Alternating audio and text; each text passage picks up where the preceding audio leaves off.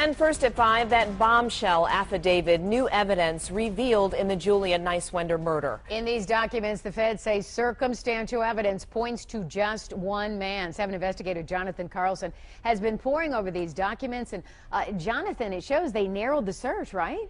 Yeah, you know, what a case, guys. Up until now, police have been vague as to why Jim Turnquist was their person of interest in this case. Now it's becoming clear why he is their prime suspect. Through the Freedom of Information Act, the 7 investigators obtained this bombshell affidavit. In it, Ypsilanti Police Department homicide investigators detail how they came to the conclusion that this man, Jim Turnquist, is the sole person of interest in the murder of EMU student Julia Niswender. Turnquist is Niswender's stepfather. In fact, an FBI profiler told investigators Turnquist should be considered the #1 suspect.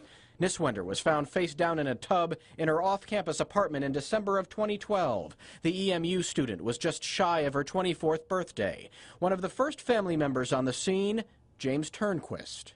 Why, Julia? Why, for any reason? Why? In an exclusive interview with Action News last October, Turnquist told me the killer was still at large, and he believed police were faltering.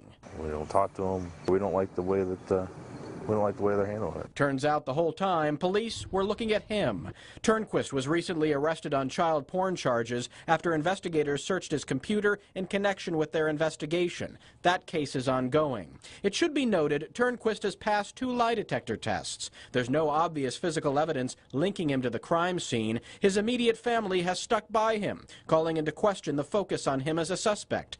But some extended family members, including Niswender's grandmother, believes Turnquist is hiding something. Here are the highlights of that newly released affidavit. FBI analysts determined the killer was known to the victim. Seminal fluid found on the body point to a man with a vasectomy. That grandmother told police Turnquist had a vasectomy. Niswender's best friend told police the victim secretly told her 2 years before her death Turnquist did inappropriate things to her as a child. Police also noted when Niswender was found dead, Turnquist's behavior was odd. He appeared unemotional and composed. Furthermore, we also learned a piece of overlooked crime scene evidence, a bath mat in Niswender's apartment, was retrieved by Niswender's family. That bath mat is now missing. Nonetheless, Turnquist told us last year he believes the killer must be wrestling with guilt. Inside them somewhere, they have to have some feeling of remorse.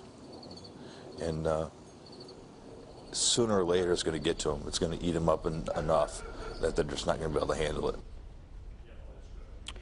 In my interview with Turnquist, he said he treated his stepdaughter Julia as if she was his own. Family and friends of the victim painted a very different picture in interviews with police.